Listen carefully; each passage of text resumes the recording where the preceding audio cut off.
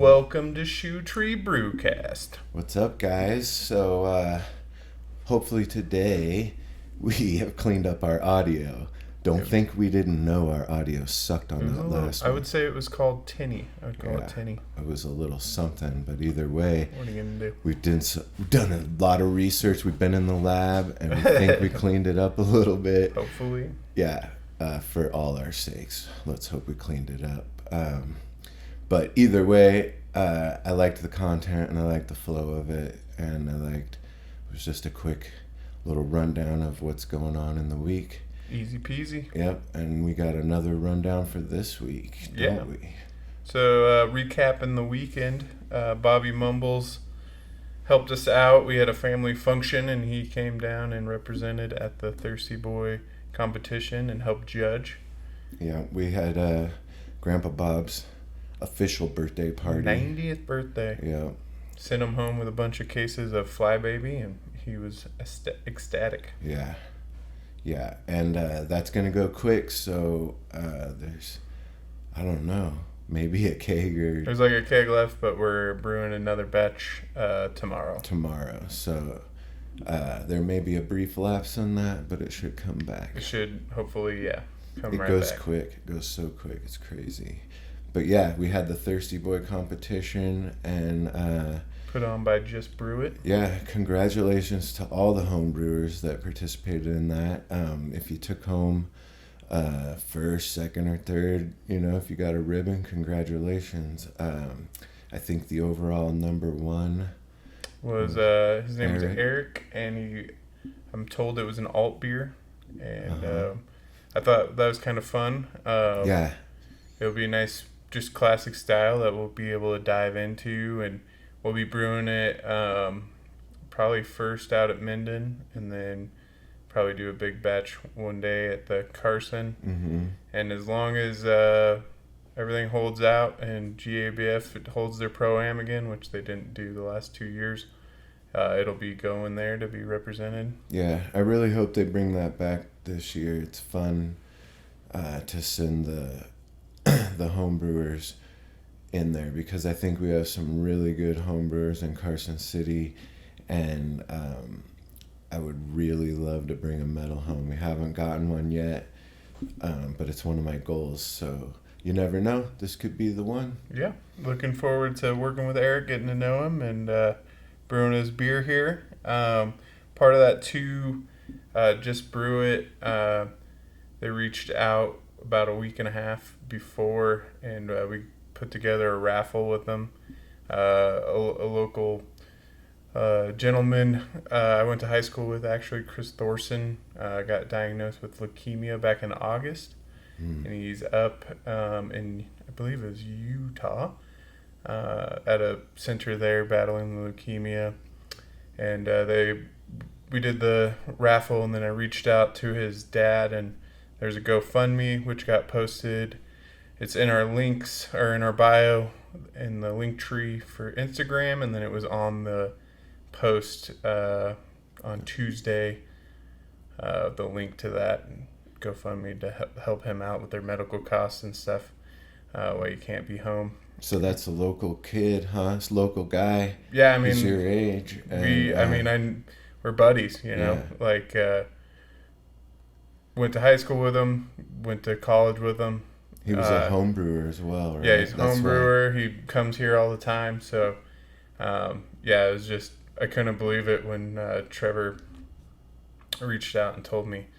I hadn't heard yet, and I was like, I'm more than happy to help out. So, well, that's always a bummer, but let's just wish the best for him. I mean, I'm sure he's battling away, and we raised quite a bit of money with the raffle. Yep. We decided to just go ahead and match that. Match it. We'll just throw it on his GoFundMe, and then it's getting close to the goal. So, what the Shoe Tree family does is they put it over the top. So hopefully, posting in this gets it over the top, and even if it goes over the top, keep donating, because you always need more help. Yeah. It's crazy how much it will stack up on you. So yeah, well, our hearts go out to him, man, because I just can't even imagine. So yeah, he's got young kids. It's heartbreaking. So yeah, hopefully the best. Hopefully he gets through, and let's do what we can for him. For sure. I think next up was kind of a change of pace. Something that's a little more uplifting was that we brewed this fabulous brown ale. I'm ecstatic about it. So I haven't been this excited for a beer in a while. There's beers obviously you're excited about, but there's ones you taste and you're like, oh, that's world class. Yeah, that's what right away. When you know it's already what you wanted it to be. I was really excited. I don't know. Gave it to one of our packaging guys. I'm like, try this, and he's like, okay. So obviously we're biased, but it's just a smooth brown, but it's got complexity there. Maltiness, some toffiness. It's not too sweet though. A little bit of hop. It's an American, so there's a little bit of hop, but it's not over the top. It's not like a brown IPA or anything crazy. It's very balanced. So super happy with how that came out, and we named it Lahontan Brown. Yep. I'm excited. We're gonna have labels. This first round is probably just gonna be for draft. But we most definitely plan on brewing this again. It was delicious. Yeah, we have it right here. I don't know how well you can see it. You know what? I'm going to bring it up to the camera. Let's get it up close. Look at that view. And it's the perfect weather for it. It's perfect timing. Really excited about it. The weather warrants this beer, so we're super excited about it. It brings me back. A lot of people probably remember me and Jeff getting going, brewing in our garage and stuff. Mm-hmm. And we dorked out on a brown for probably way too long, and then it just brings me back to those days. It's reminiscent of, obviously it's a brown, but there's a legendary beer we brewed once that we've never been able to repeat. The porter? It was the Nevada Day porter. We brewed this in our garage years and years ago. And the crazy part about it was that we didn't brew it for Nevada Day. We brewed it on Nevada Day. It was on Nevada Day. And we got way too drunk. So I was working at the time at Save Mart, and so Jeff's like, I'll get the batch going, and I get off at 7, so I'm rolling in, and I'm like, pull up, and he's like wrestling his buddies in the front yard, and I'm like, what is going on? So I have to go and try to assess where we're at in the brew. Yeah, I guess I said we got way too drunk. Honestly, I did. I had friends over. It was Nevada Day, and the rest is a blur. I remember bits and pieces. But the bottom line is, I don't remember what I put in that beer. I messed up so many things. Yeah, I think it overboiled. We were using these old school hop plugs at the time, so it was whole leaf hops in a bag, and there's photos of us wrenching it was wringing it out back in, and you're just like, how did this not get contaminated? How did this come out? And then it just came out. It was so pleasant, so balanced. And we had the recipe. You brew it again, and there wasn't the magic of just everyone hanging out and however it went down. I'm sure it was hops got misweighed. Yeah, it was grain probably got misweighed. So God knows what it actually brewed. Yeah, what temperature it mashed in at. It all was we were just getting it into the fermenter, and pretty much we've been searching for that beer. Yeah, we've tried to replicate it. We've tried to. This is the closest we've ever come. I know it's a brown, but just that smoothness, a little bit of that American subtle hop tones to it. And we like our browns that could pass for a porter. We like them a little bit dark, more robust, dark. That's just what we like. Yeah. So we brew them to that style. They typically don't judge well because it just depends. Yeah, they could say this is a black ale or something. But right. Like, you're like, well, it's in good style guideline, and that's kind of Yeah. the And that's the way ups we and like downs. it. So it's just, sometimes this is how it is. It's like, no, we like it. People Yeah. have liked it. Every iteration of a brown we've done through our careers, people have seemed to like, and then we've been getting some requests. So So this is we for you squeezed guys. this one in. We're super excited. Yeah, Minden was saying people want a brown, so we brewed it at the Carson location. We'll be sending it down. Browns are coming. Lahontan Brown. Brewed from the crystal brown waters Brown of Lake Lahontan. Lake. No. Not really. Definitely did not brew that with Lahontan water. But it's tribute to those days spent out at Lahontan. I think if you've been to Lahontan, if you've seen the Keep Lahontan Brown stickers, it's kind of a joke. You know, it's maybe Nevada's biggest mud puddle.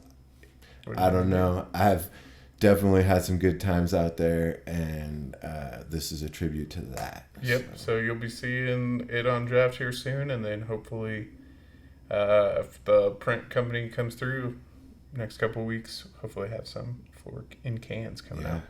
And then speaking of Minden, we got some stuff coming up. We got a new Hazy Ipa that's yet to be named, but we used some Galaxy hops. We used some hop hash. Yeah, I think Ryan pulled out all the stops. I think on this one. Yeah, I think some Sabro maybe went in there. We just kind of took the cool hops we had. I know we plugged a fermenter. We literally blinded off the bottom of this fermenter with hops. So I'm super excited to taste that. That's supposed to be getting kegged off today or tomorrow. And then he brewed a batch of Gingy. It's getting classic, that time of year. The award-winning label. It's that time of year. Yeah. Kind of get us going in that direction. Carson, we were a little backed up on the tank, so he was able to do a sort of big batch of it. We might follow it up again with it. So you'll be seeing Gingy coming soon. And then Centigram Stout went so quick. Yeah. He rebrewed that beer, so you'll be seeing that back, and it will probably go just as quick, if not quicker this time. I get asked a lot about it. A lot of people wanted to try it, never got a chance because it went so fast. So if you wanted to try it, keep your eyes peeled on our social media, Shoe Tree Brewing. And if it goes quick again, maybe we'll make a label for it. I don't know. That's the whole idea. The brew lab down there, doing beers we haven't done before. They could be crazy like a Centigram where he's putting literal Teddy grams into the beer like he did. Or it could just be a style we haven't messed with. Yeah. So we've done everything from a Czech Pilsner. So it's just anything that we haven't messed with but we want to try and work out. That's what's going on with the brew lab. And if something takes off, we can... I mean, Bobby Mumbles, our brewer, he did one. It was here in one of our smaller tanks. He did a Milkshake Ipa, which I don't think we talked about last week, the Island Breeze. I think we did talk about we're talking about World Class. It is now on draft. Aroma, it's on draft. It's really juicy. It's a really good beer. Some lucky place up in Reno got the one keg I sent to distribution. I don't know who got it. I'll have to reach out and see. But other than that, it'll just be at either location. Still flowing a little bit. I think we're down to one or two more kegs of it. Yeah. So. But this is the way I like it. I like pumping out a whole bunch of beers, different types, different styles that go fast. You know, you should be able to find something that you like out of the beers we got, and that's our hope anyway. Find something you like and keep it fresh and new and different. And, you know, if you missed one, hopefully we're putting something right back on. We do fun stuff, but we got lots of classic stuff too. Yeah, we just put two. I've been getting a lot of questions about it. Sherbert just went to Crash. Yeah. So hopefully at the end of the week, but early next week for sure. Sherbert Herbert will be back, and I know we've been getting a lot of requests for that. And then I believe Citrus Goza will be coming soon after. Yeah. So that's kind of the rundown of what's coming up. Beer-wise, all the fun stuff going on. Then an update on 10-gallon spores, our little side project. We basically are doing The big science weight. projects. Yeah, so dried some malt out, trying different moisture contents, different batches, different malt contents, and we're essentially just stocking up seeing what happens. blocks and seeing what takes, and then recording it, and hopefully we can go back and replicate the ones that do the best. But right now it's kind of a waiting game. The mycelium are in their little block getting ready to, inoculated and is spreading out. And Yep. we just got to wait. It's kind of a 2 to 4 week process, as I understand. Yep. And you never know, if we fucked it all up, it might be nothing. Trash, bro. Yeah. That's why it's fun. That's why it's an experiment. And, we got the next round of spores. Yeah, so we got, anything different? We got like the king oyster the in king this oyster one. or the trumpet. Lion's and we got lion's mane that we're going to try. Yeah, so we're keeping trying new stuff. We're, like I said, just experimenting, doing. And the more we're reading and learning about mushrooms, it's crazy. I found that study by, I believe it was Penn State, where it was like 45% of people that eat at least an eighth of a cup of mushrooms a day, you're 45% less likely to get cancer, which I just thought was crazy. I was like, that's almost 50%. That's very substantial. And they were saying it was cool because in the study they said these mushrooms are higher in the antioxidants and stuff that help that, and it was the oyster family basically. So I was like, oh, cool, it's what we're working on. So yeah. But yeah, just seeing stuff like that. Needless to say, we've been eating a lot of mushrooms. Yeah, starting to eat mushrooms. Figure out how 45%, dude. Yeah, figuring out how to get an eighth cup. So just stuff like that I just thought was cool, and is just encouraging that we're heading in a cool direction and something that we think is useful. And I was just reading an article of this company that they have a bunch of different patents on using mushrooms as packaging material to replace plastic. Okay. The like cell, packing peanuts? That, but also like leather type material for like envelopes or type of stuff. And I mean, they have something like 35 different patents on different ways to use it. And I just, it's biodegradable.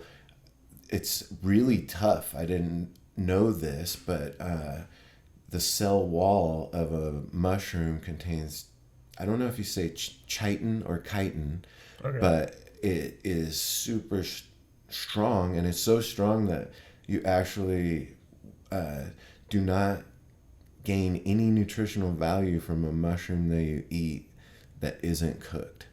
And I Googled it, double checked it. You can Google it and double check me, but that's true as far as I can tell. And so cook your mushrooms to get your... Yeah, I saw in one of the videos, it was like mushrooms are one of the only foods that's more nutritious when you cook it, and that's probably why it's breaking down that wall. Which is cool, because it's so strong, you're able to use it for a lot of different products. So it's pretty neat, because that's something that, like, I mean, I would rather have something like that floating around in the ocean that's going to break down, potentially feed, wildlife, as opposed to just being, a giant plastic island in the Pacific. So, yeah, exactly. Yeah. Yeah, like I said, the more we're learning, the more it's just super interesting, and I think it just is such a natural offshoot that it's just a fun thing to be messing around with and learning about and keeping things fresh for us. So we'll just keep everyone posted on it. Got a logo coming. Yeah. And so hopefully I'll be slowly putting everything up as we learn, and people can go on that journey with us as well. So yeah. I can't wait to actually have some mushrooms fruited. Yeah. That we can, like, I'm not sure how we're going to do it for sure. Dry them out, whatever, but I want to make a beer out of it. A mushroom beer. So maybe in a brown. Mm-hmm. You use that umami you're getting from them. Yeah, dark beer for sure, I think. And then, be tasting them, like which ones are a blend. Yeah. And like you said, if we dry them out, are we, steeping them? Maybe some dried, maybe some fresh into the boil, So who knows? I don't know. We'll have to do a lot of research, but it's something we're excited about, and we just will kind of take you on that journey with us. But at this part of the journey is kind of the slow part, the sit and wait part. Sit and wait. See what happens. Nothing huge to report on there, but like we said, we're still learning a bunch. And drying a bunch of grain right now is the big fun thing they're doing. Real glamorous we're getting work. good at that, getting efficient at that. So that's about it. I don't have anything else to talk about. I think that's it. Like we said, we're going to keep these short and simple. Just give everyone an update and let them know what's going on in our world. And we'll be back next week. We're going to keep them rolling every week. So. All right. See you guys later. Fingers crossed the audio is good. Hopefully it sounds a lot. Coming at ya.